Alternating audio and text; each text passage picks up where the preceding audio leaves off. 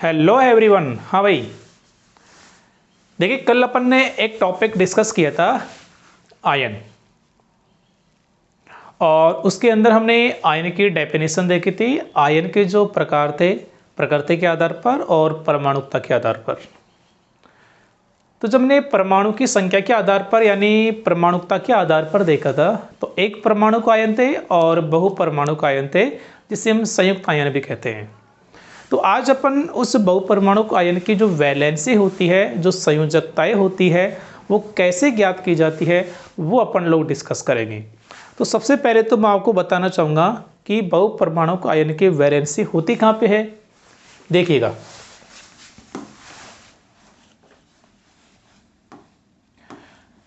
देखो जैसे आपने मान लीजिए कोई बहुपरमाणु आयन लिखा कार्बोनेट, है ना। तो कार्बोनेट का सूत्र क्या होता है भाई, CO3 ये होता है ना। तो बहुपरमाणु आयन में ऊपर की तरफ जो लिखा होता है ना, वही उसकी होती है संयोजकता। क्या होती है भाई, वो उसकी संयोजकता बोले तो वैलेंसी होती है। ठीक है, प्लस में भी हो सकती है, माइनस में भी हो सकती है। कार्बोनेट के अंदर किस में, माइनस में। तो कार्बोनेट जो बहुपरमाणु आयन है, इसकी वैलेंसी है -2। जैसे मैंने लिखा अमोनियम, अमोनियम का सूत्र होता है NH4+। तो अमोनियम जो बहुपरमाणु आयन है, इसकी वैलेंसी कितनी है, +1 लिखा है। मैंने लिखा सल्फेट, सल्फेट का सूत्र होता है SO4 तो इसकी वैलेंसी -2। मैंने लिखा हाइड्रोजन सल्फेट HSO4 इसकी कितनी है, -1। मैंने लिखा नाइट्रेट NO3 इसकी हो जाएगी -1। मैंने लिखा, क्या लिखा मैंने लिखा जिंकेट, जिंकेट का ZnO2 तो -1 हो जाएगा।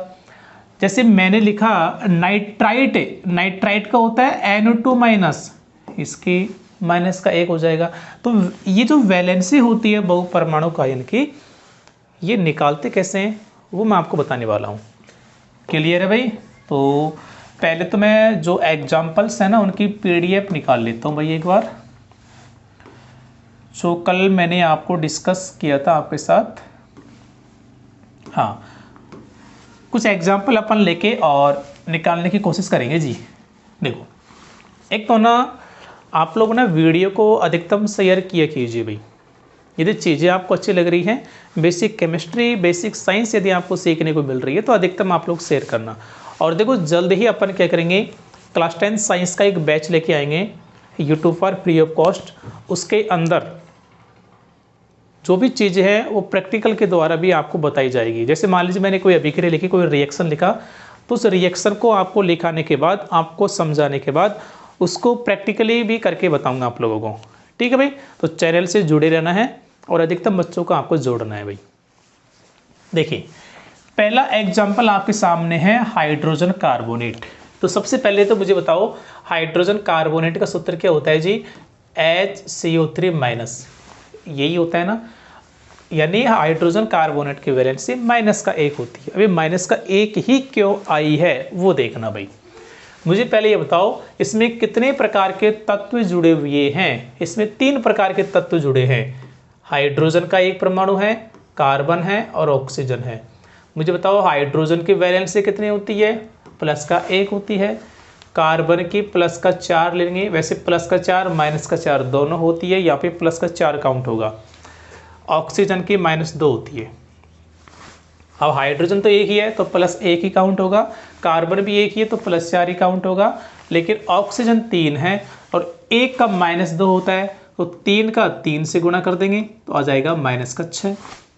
तो प्लस के तो 5 हो गए और -6 हो गया। यदि मैं दोनों का योग करूं, यानी +5 और -6, दोनों को मैं योग करूंगा तो क्या आएगा, -1 आएगा। देख सकते हैं +5 ऐसे कैसे, प्लस माइनस माइनस और 6 तो बचेगा -1। इसलिए जो हाइड्रोजन कार्बोनेट है, इसके वैलेंसी -1 आ रही है भाई। +5 से -5 तो कट जाएगा, लेकिन अभी भी -1 बचेगा। वो -1 ही यहाँ पर लिखा हुआ है। यहाँ पे 1 लिखा हुआ नहीं है, 1 को लिखा नहीं जाता है। ठीक है भाई। तो माइनस का मतलब ये 1 ही है। तो इस प्रकार हाइड्रोजन कार्बोनेट की वैलेंसी -1 होती है। सेकंड एग्जांपल देखते हैं, हाइड्रोजन सल्फेट। तो पहले मुझे बताओ हाइड्रोजन सल्फेट का सूत्र क्या होता है जी, HSO4 माइनस होता है, यानी इसकी वैलेंसी भी कितनी है, -1 है। तो कैसे -1 हुई है वो देखना एक बार आप लोग। पहले ये बताओ इसमें कितने प्रकार के परमाणु हैं, हाइड्रोजन है, सल्फर है और ऑक्सीजन है। हाइड्रोजन की वैलेंसी +1 होती है, सल्फर की देखो -2 भी होती है, +4 भी होती है, +6 भी होती है, और ऑक्सीजन की -2 होती है। पहली चीज़ क्लियर।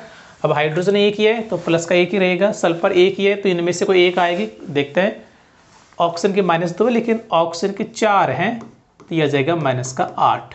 अब देखो हाइड्रोजन सल्फेट पर ओवरऑल देखा जाए तो -1 चार्ज है, यानी इस -8 में से यदि मैं इसके साथ +7 लेके आऊं तो -7 +7 से कट जाएगा और -1 ही बचेगा, यानी आपको +7 लेके आने हैं और ये -8 है।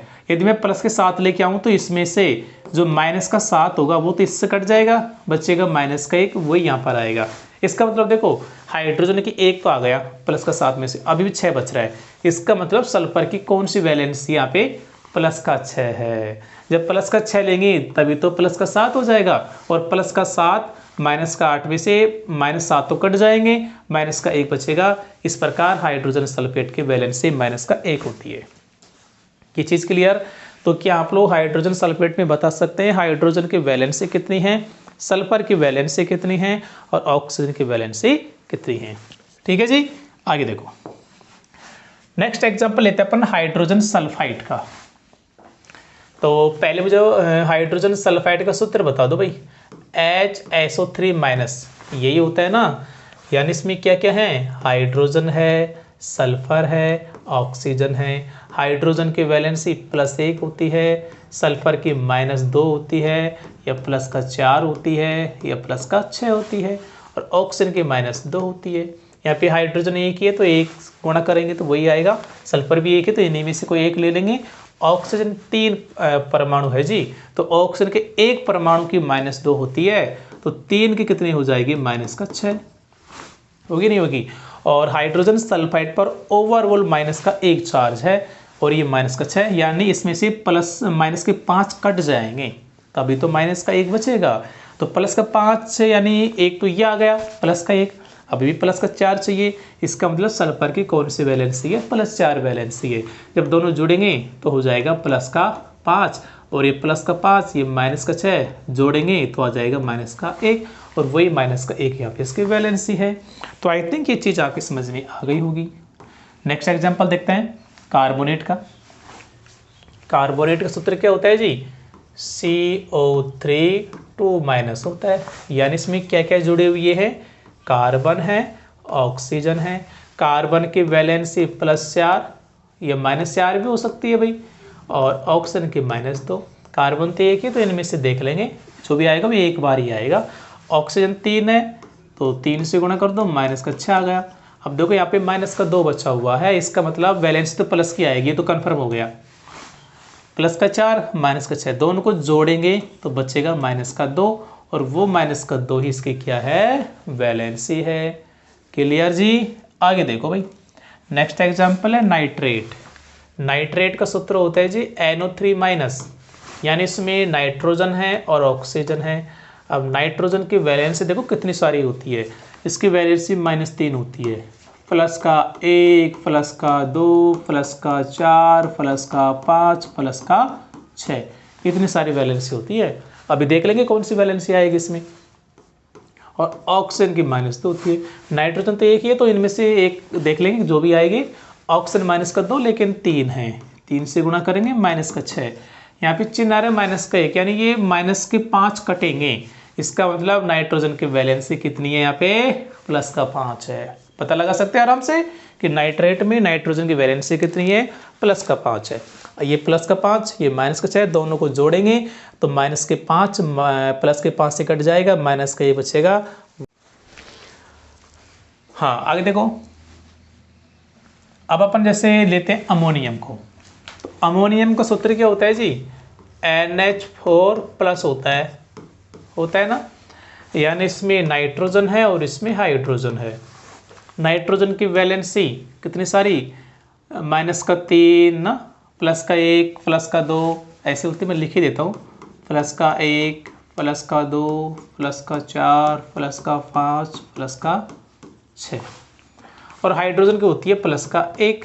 अब नाइट्रोजन तो एक ही है, तो एक बार जो भी आएगी वो एक बार ही आएगी, एक बार ही काउंट होगी। मतलब हाइड्रोजन 4, तो 4 से गुणा करेंगे तो ये हो जाएगा +4। यहाँ पे चिन्ह है +1, यानी +3 कटेंगे, और +3 -3 से कट सकते हैं, यानी यहाँ पे नाइट्रोजन की वैलेंसी -3 है। जब दोनों को जोड़ेंगे तो आएगा +1 निकल के, जो कि अमोनियम की वैलेंसी हो जाएगी। आगे देखते हैं अपन लोग हाइड्रोक्साइड। हाइड्रोक्साइड ले लेते हैं, ठीक है। हाइड्रोक्साइड का सूत्र होता है OH-, यानी इसमें ऑक्सीजन है, हाइड्रोजन है। ऑक्सीजन की -2, हाइड्रोजन की +1।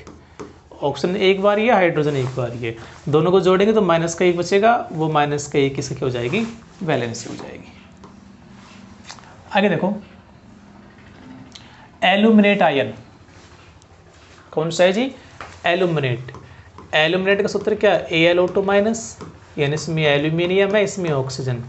एल्यूमिनियम की +3 होती है, ऑक्सीजन की -2 होती है। एल्यूमिनियम एक ही है तो ये रहेगी +3, ऑक्सीजन के 2 हैं, 2 से गुणा करेंगे -4, दोनों को जोड़ेंगे तो बचेगा -1, जो इसके वैलेंसी हो जाएगी। आगे देखो, जैसे सल्फेट ले लेते हैं अपन पहले, तो सल्फेट का सूत्र है SO4 2-, यानी इसमें सल्फर है, ऑक्सीजन। अब देखो सल्फर की वैलेंसी जो होती है ना, वो -2 भी होती है, +4 भी होती है, +6 भी होती है। ऑक्सीजन की -2 होती है, ऑक्सीजन 4 है, 4 से गुणा करेंगे -8 आएगा। यहाँ पे -2 बच रहा है, यानी -6 कट जाएंगे, इसका मतलब सल्फर की +6 वैलेंसी है, और जो +6 है -8 है, दोनों को जोड़ेंगे तो -2 बचेगा, वही इसकी वैलेंसी हो जाएगी। एक और देख लेते हैं अपन परमैंगनेट आयन का, ठीक है जी। परमैंगनेट आयन, इसका सूत्र होता है MnO4-, यानी इसमें मैग्नीज है और ऑक्सीजन। मैग्नीज की जो वैलेंसी होती है ना, वो +2 भी होती है, +4 भी होती है, और +7 भी होती है। ऑक्सीजन की -2 होती है, ऑक्सीजन 4 है, 4 से गुणा करेंगे -8 आ जाएगा। यहाँ पे -1 है, इसका मतलब माइनस के साथ कटेंगे तो इसकी वैलेंसी +7 होगी। जब दोनों को जोड़ेंगे तो बचेगा -1, वो इसकी वैलेंसी हो जाएगी।